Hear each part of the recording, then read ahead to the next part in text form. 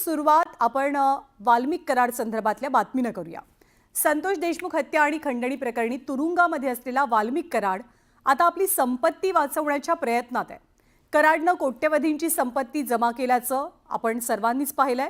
त्यामुळे तपास यंत्रणांकडनं या संपत्तीवरती टाच आणण्यापूर्वी कराडनं हा नवीन खेळ सुरू केल्याचं कळतंय। वाल्मिक कराडचा आणखी एक कारनामा, कोट्यवधींची संपत्ती वाचवण्याची धडपड।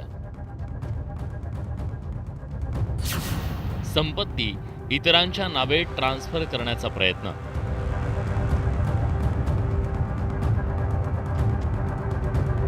वाल्मिक कराडभोवती कायद्याचा फास आवळला गेला। त्याच्यावर मकोकाची कारवाई झाल्यानं कराड आता कायद्याच्या कचाट्यात चांगलाच अडकलाय। त्यामुळेच आता त्याला आपली संपत्ती हातून जाण्याची भीती सतावू लागली आहे। कारण गेल्या काही वर्षात कराडनं कोट्यवधींची माया जमा केली।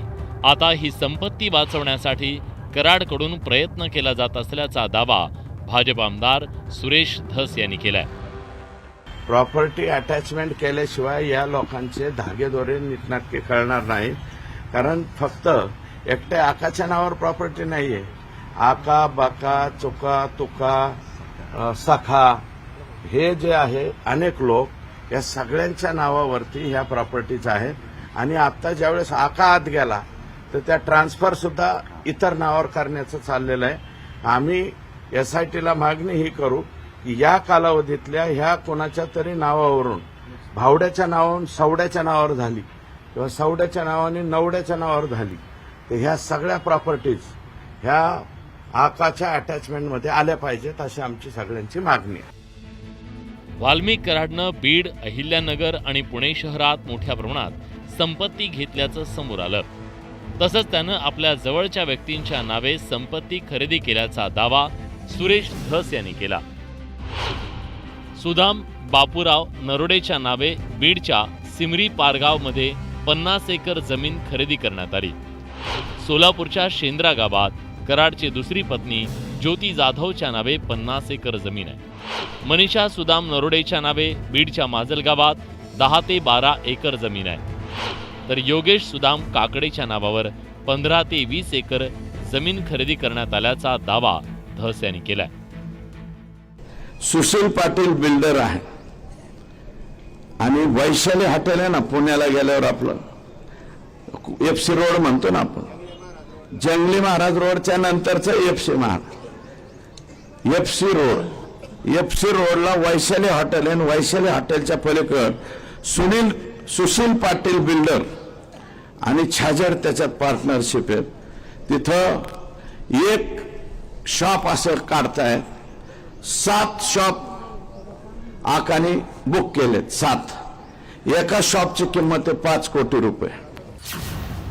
ज्योती मंगल जाधवच्या नावावर अहिल्यानगरच्या जामखेडमध्ये 10 ते 15 एकर जमीन।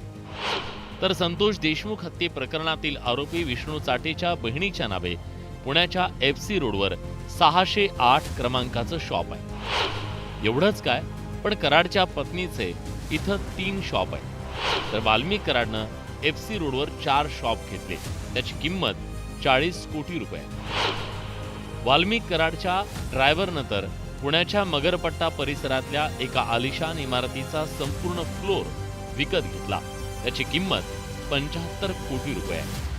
आकांचं दुसरी पत्नी ह्या ज्या जाधव आहेत ना ते त्यांच्या दुसऱ्या पत्नी आहेत, त्यांच्या नावावर 3 शॉप आहेत आणि वाल्मिक आका यांच्या नावावर 4। म्हणजे 5 कोटीला म्हणल्यावर एक किती झालं, 7 5 35 कोटी आणि विष्णू चाट्याचा एक 40 कोटी। 40 कोटीचे त्यांचे फ्लॅट, एक शॉपची किंमत 5 कोटी रुपये। वाल्मिक कराडनं आपल्या जवळच्या व्यक्तीच्या नावे ही कोट्यवधींची संपत्ती केल्याचा आरोप सुरेश धस यांनी केला। याच संपत्तीमुळे त्याला ईडीनं नोटीस बजावली होती।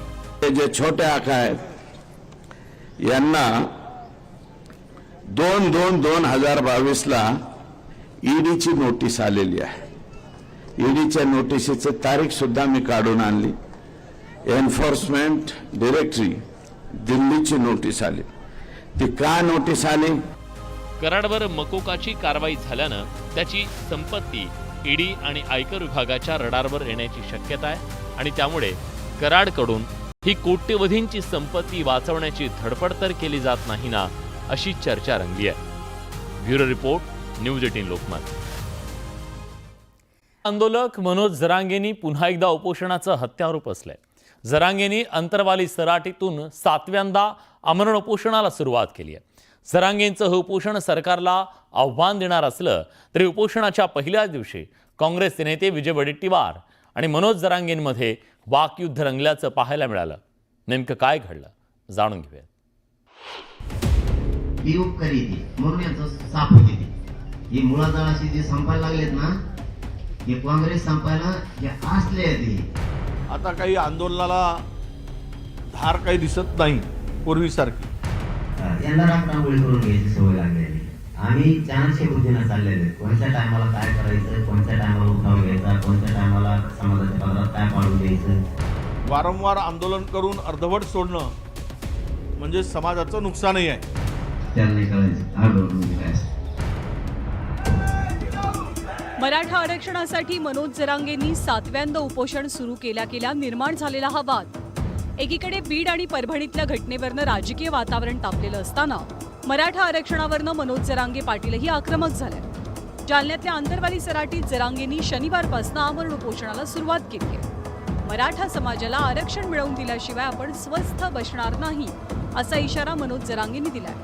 मराठ्यांशी आणि मराठ्यांच्या मागण्याशी गद्दारी आणि बेमानी मुख्यमंत्री करणार नाही याची खात्री आहे आणि त्याची जाणीव त्यांनी सुद्धा ठेवावी. आमच्या मागण्या तातडीनं मार्गी काढाव्यात, कारण हे उपोषणाचं लोण पूर्ण राज्यभर आता पसरणार आहे. जरांगेंनी थेटपणे सरकार आणि मुख्यमंत्री देवेंद्र फडणवीसांना आव्हान देण्याची तयारी केली. पण जरांगेंचं आंदोलन सुरू होताच काँग्रेस नेते विजय वडेट्टीवारांनी टीकेचे बाण सोडले. आता काही आंदोलनाला धार काही दिसत नाही पूर्वीसारखी आणि वारंवार आंदोलन करून अर्धवट सोडणं म्हणजे समाजाचं नुकसानही आहे. त्यामुळे त्यांच्या आंदोलनाला सरकारने कशा पद्धतीनं घ्यायचं ते सरकार ठरवेल. आता वडेट्टीवारांनी बोलल्यानंतर जरांगे तरी कसे शांत राहणार? जरांगेंनीही वडेट्टीवारांच्या टीकेचा खरपूस समाचार घेतला. आम्हाला पूर्ण देतात, अपमानास्पद बोलतात. मग आमचे लोक धडाधड कामं सोडून देतात आणि त्यांना दण येते. बघ तुला उत्तर मराठी 1-2 दिवसाच्या आत देणार, तुला मराठी दिसणार अंतरवले, तुला उत्तर मिळणार. तुला काय करायचं तू बस ना. मी अर्धवट सोडत तो बस जाऊ तिथून बोलू उपोषणाला जमत मुळ्यात झालाय तुला. जरांगेंच्या उपोषणाच्या सुरुवातीलाच विजय वडेट्टीवारांनी निशाणा साधलाय. त्यामुळे उपोषणाच्या पहिल्या दिवसापासूनच जरांगे विरुद्ध ओबीसी नेते असा संघर्ष सुरू झाल्याचं चित्र आहे. त्यामुळे आता जसं जसं हे उपोषण पुढे सरकतं तसा आरोप प्रत्यारोपांचा सामना आणि आरक्षणाचा लढा अधिक तीव्र होण्याची शक्यता आहे. त्यामुळे आता सरकार जरांगेंचं हे उपोषण कसं हाताळतं हे पाहणं महत्त्वाचं ठरेल. Bureau report, news 18 Lokmat.